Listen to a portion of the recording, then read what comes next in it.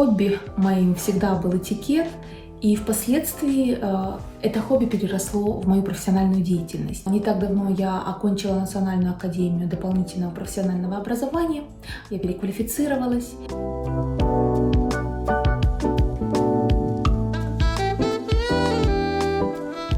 Сфера применения этикета, она огромна и многообразна, потому что большинство, да практически все аспекты нашей жизни, они так или иначе подпадают под определенные правила поведения. И игнорировать эти правила невозможно, потому что мало кому хочется общаться с откровенным хамом, мало кто горит желанием приглашать к себе в гости людей, которые не умеют или не знают элементарных норм и правил приличия.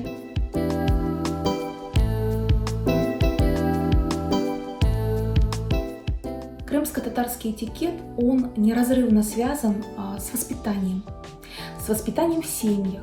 В свою очередь, воспитание, оно связано с мировоззрением, с идеологией, самосознанием крымско-татарского народа. Это уважительное и почтительное отношение к старшим, это уважение и почитание родителей, это доброе отношение к детям, гостеприимство и, конечно, любовь к родине и к родному языку.